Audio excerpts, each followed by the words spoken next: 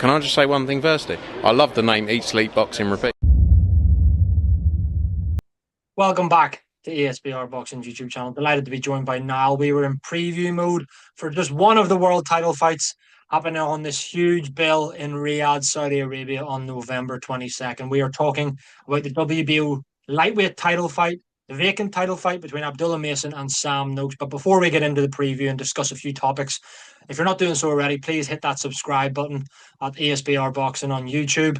Got all of your boxing needs up and under one roof. Videos coming on almost a daily basis, whether it be previews, reviews, big fight breakdowns, betting tip shows, final predictions, interviews with fighters, you name it, we've got you covered. So please do check out the rest of the channel. But as I said, we are here to preview Abdullah Mason, Sam Noakes, WBO lightweight title action in Riyadh. And yeah, this is a fight I'm really looking forward to. Niall, first and foremost, hope you're well. And yeah, take it away and tell me your thoughts. And do you know what? Give me a prediction straight off the bat for this one before we discuss some other things further. I really like this fight. I think it's a really interesting one. Obviously the title that was kind of stripped of Keyshawn Davis, but I think it's a really fascinating matchup of the strength and the aggression and power of Sam Noakes against the kind of flashiness, the versatility, the craftiness of Abdullah Mason. I think it's a really good style mesh here in this one. I think people, I don't know if this might be kind of getting a bit carried away, but people might be sleeping on Sam Noakes here a little bit. I think Sam Noakes is a very good fighter.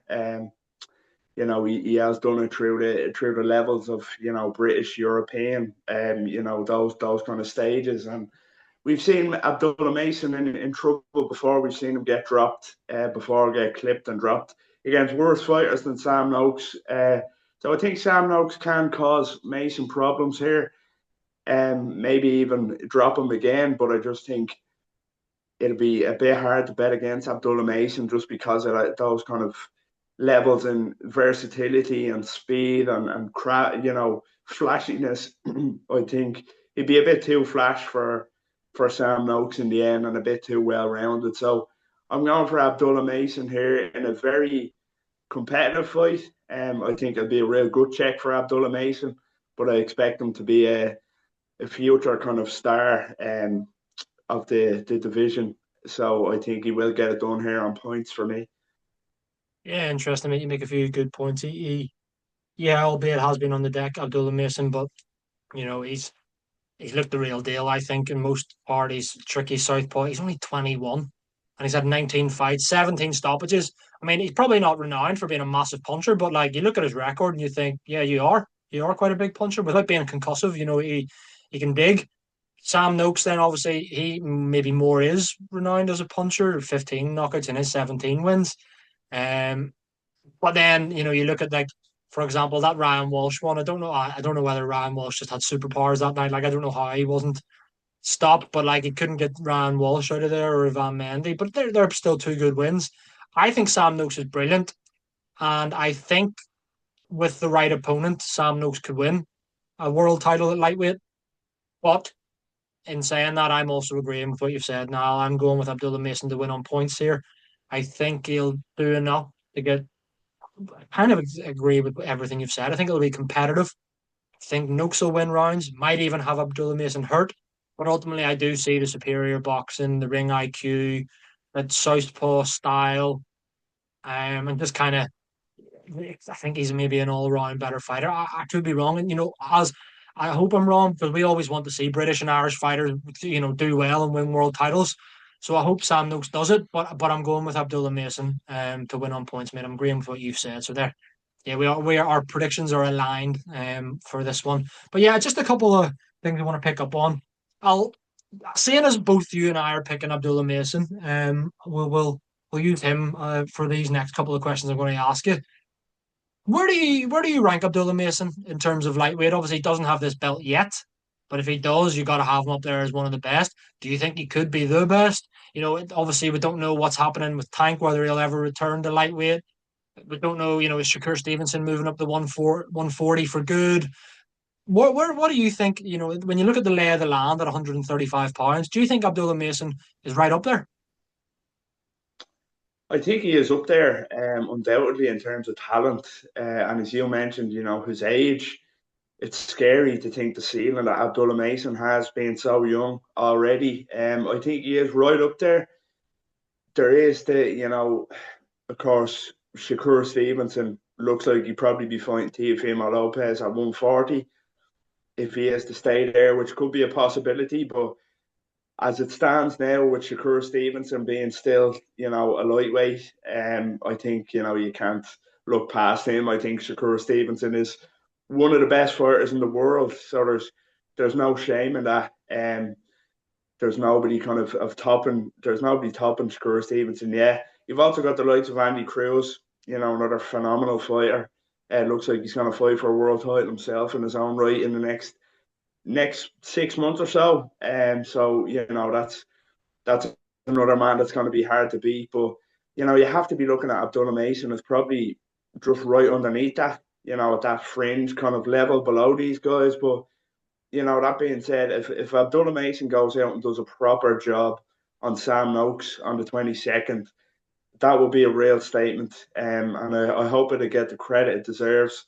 If he went out and battered and probably stopped Sam Noakes, that would be an incredible performance and win. So, yeah, Abdullah Mason, he's not quite there yet with the likes of Shakur and Andy Cruz, even Keyshawn Davis, but he has plenty of time to get there. He really does. And, Tank Davis, I know we're probably going to talk about him in a minute, but he's never getting anywhere near 135 pounds again, in my opinion, after this Jake Paul fiasco.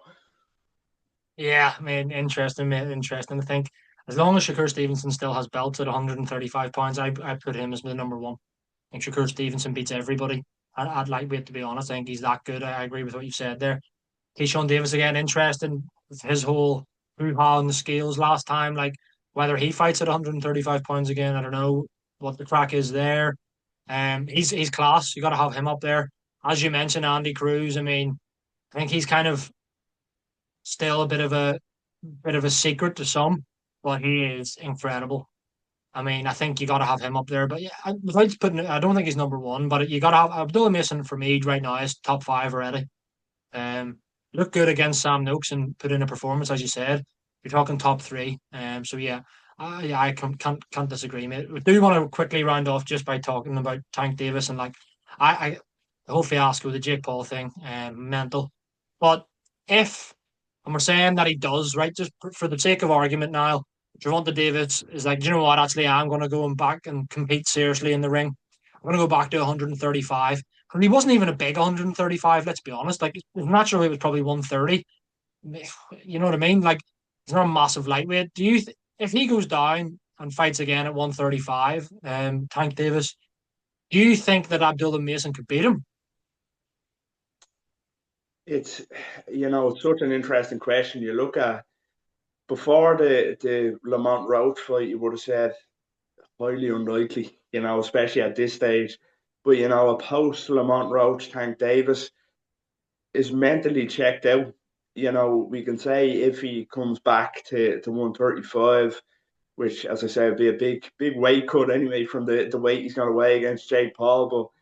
But he's mentally, he admitted it himself, he's not in it anymore. His mind is not in boxing anymore, and we could see it in that last fight.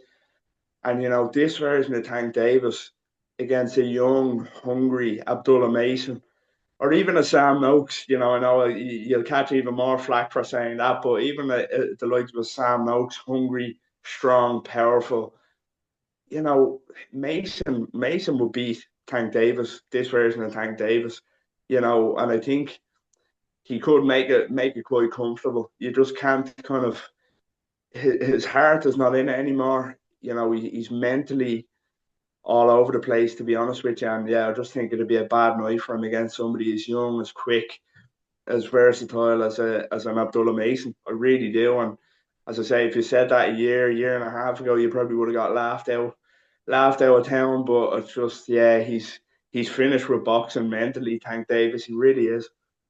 Yep, I can't disagree, mate. Again, I agree. Before Lamont Roach, I'm probably backing Gervonta Davis to stop Abdullah Mason and basically everybody else in the lightweight division, bar Shakur Stevenson, maybe. But now, as you said, he's checked out. I don't think the fight's going to happen. It was more just kind of a fun question to see what your thoughts were. But yeah, I mean, if for someone, I think he has mentally checked out. But if he does get the fire in his belly and he does, get himself back in the right mind frame, Gervonta Davis is still a force, a massive force at 135. But I can't see it happening either. But that's all we've got time for, mate. It's all about Abdullah Mason and Sam Noakes on November 22nd on what is a jam-packed world-class elite card with 3 world title fights on it, I think. So yeah, be sure to check out the rest of the channel, guys, at ESBR Boxing. All of your boxing needs up and run under one roof. Like and subscribe to the channel. Let us know in the comments your thoughts on this fight, how you feel like it's going to play out between Mason and Noakes, and of course the other topics we discussed, as well as following us on social media. Niall, pleasure as always, mate. Thank you for your thoughts. Thank you for doing that preview with me, and I'll speak to you again soon. Cheers. Take care.